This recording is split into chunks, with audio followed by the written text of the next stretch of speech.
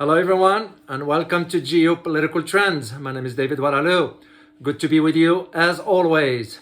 Saudi Arabia just announced in Davos, Switzerland, during the World Economic Forum meetings, or panels that is, that its consideration of trading in non-dollar currencies will enter into effect soon.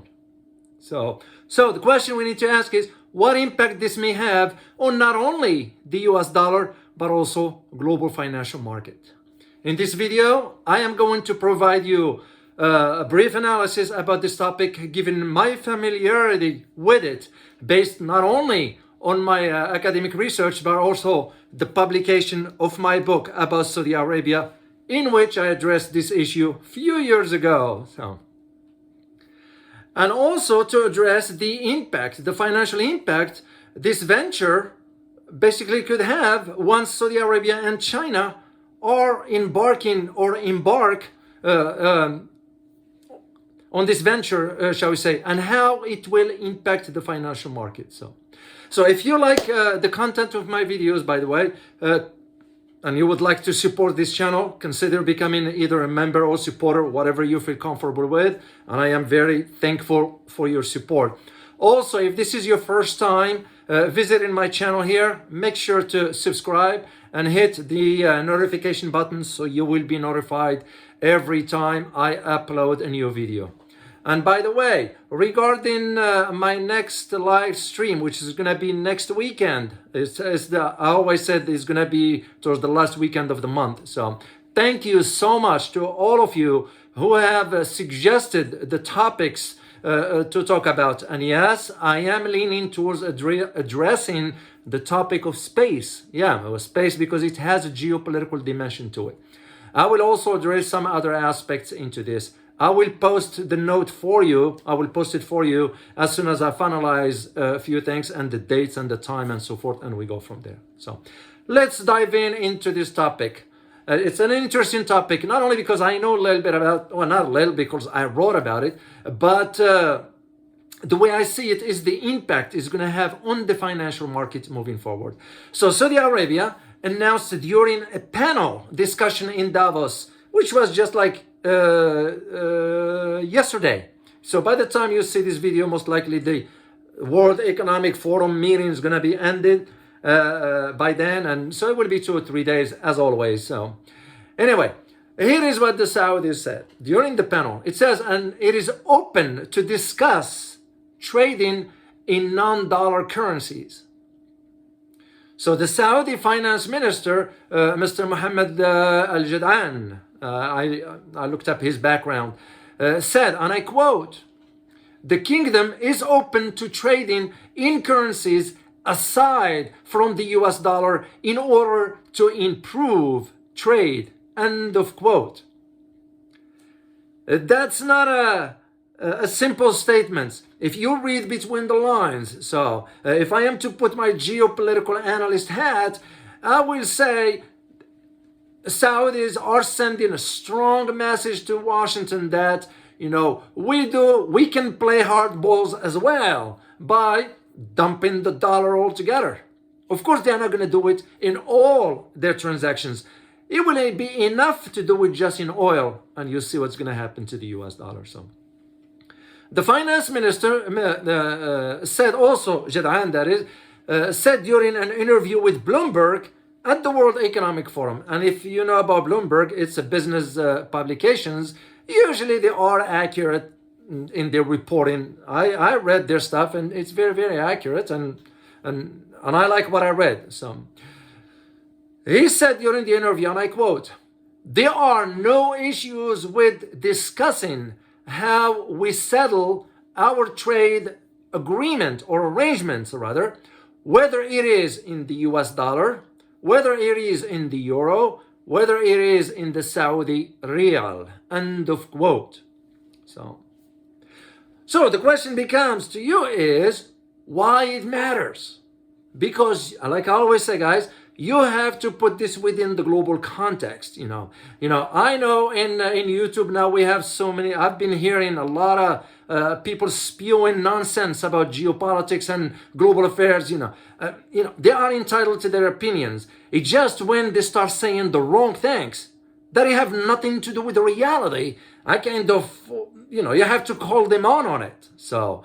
And again, they are free to say whatever. So to those who may not be familiar with my background, let me tell you something about what qualifies me to talk about geopolitical issues. So, I am an adjunct professor of government. I am also an award-winning educator, geopolitical consultant, a veteran, and author of many books, including the Saudi book here, and also over 147 articles. So I kind of build my credibility on the research that I've conducted over the years on being on the ground in those countries, and I traveled over 26 countries around the world.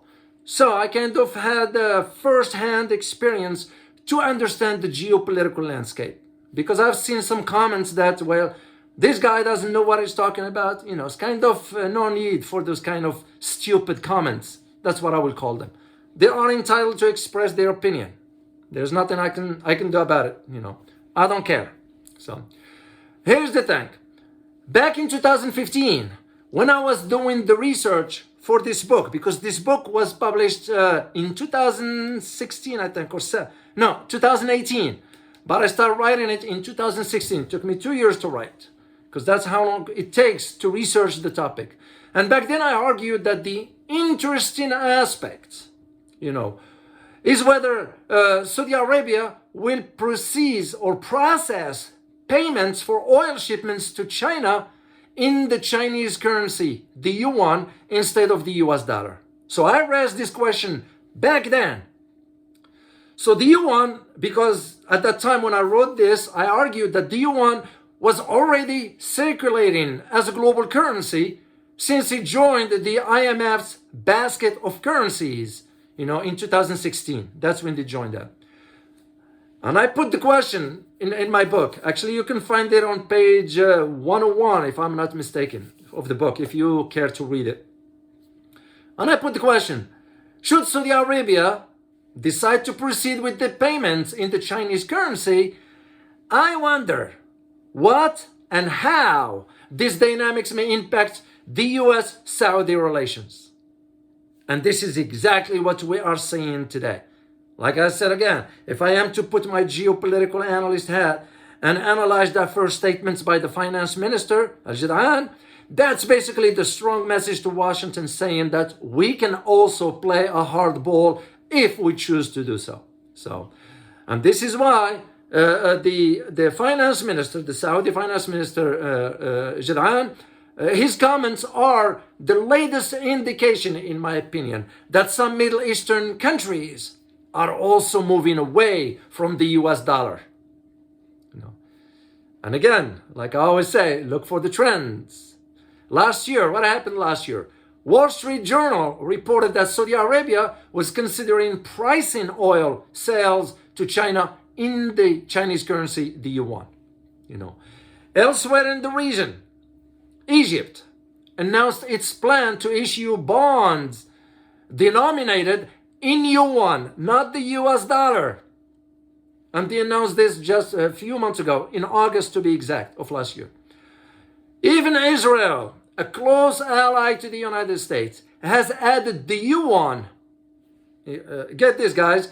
He added the yuan, the Canadian dollar, the Australian dollar, and other currencies to its foreign reserves. Just last April, on April 2022. So it just tells you where the trends are headed. Even Iran was and still is interested in reducing its use of the US dollar due to US sanctions, because the transactions with some other countries that might take place. Well, you take two countries, Iran and Russia. Both of them has announced last year they start using their own currencies, the rial and the ruble. Okay, so for bilateral trade between the two countries, because Iran and Russia are also working on a digital coin backed by gold, not the US dollar. So this is what I'm saying. You have to put this within a global context to understand it, where it's headed, because it will impact you financially, one way or another, especially if you happen to be an American. So, by the way, if you guys like this video so far, please make sure to hit the like button and subscribe if you have not already done so. And thank you all for your support. So here is my brief analysis or my take on all this. So I am convinced that the emergence of, should we call them the access of oil? You all remember that expression from George W. Bush, access of evil. So I use the term access of oil, which consists basically of Russia, okay, a major producer, China, a growing and a major consumer, and Iran, a major producer, will compel, all this will compel Saudi Arabia to reconsider its geopolitical and economic options. And one of those options is whether time has come for Saudi Arabia to break away from the United States, economically speaking. And when considering, because again, you're not going to look at it only from this aspect, you have to look at the other side of the equation, the geopolitical equation, that is. When you look at it, the other side is that Saudi Arabia will have to consider also that China, its biggest suppliers are Russia and Saudi Arabia. So as China's demand continues to grow for energy, that is, its dependence on Saudi Arabia's oil shipment, it will only increase. And you can just see why. It will make perfect sense, strategic one that is, for Saudi Arabia to say, well, we can consider the transactions with the Chinese in the Chinese currency, but also sending a message to Washington saying, we can play hardball as well.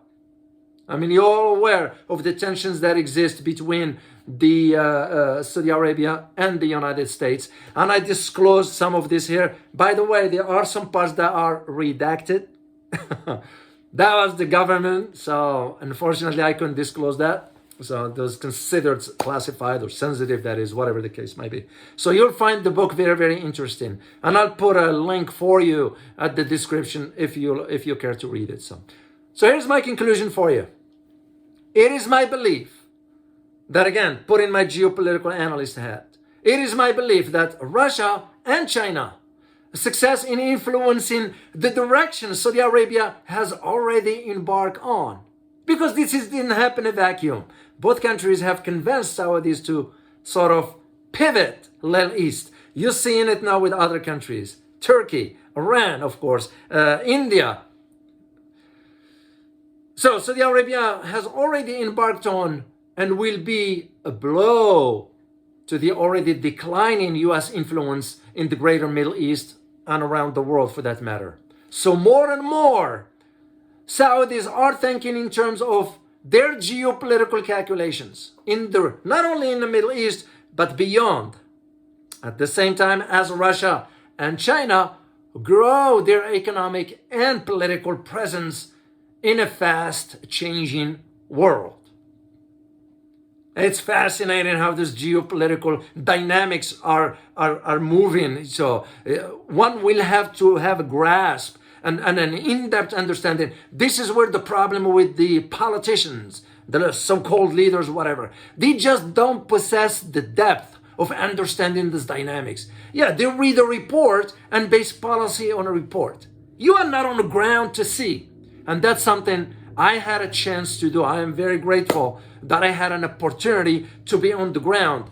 For me to write this book on Saudis, I spent few months in Saudis back and forth. So I am very familiar with their culture and understand how the Saudis think, politically speaking, and why they are making the decisions they are making. So here's my question for you for today. Is the US dollar hegemony coming to an end? Let me repeat this. Is the US dollar global hegemony is coming to the end? Make sure to leave me some comments, and I look forward to reading your comments as always. And remember, geopolitics impact your daily life in more ways than one. Till next time, guys. Bye-bye.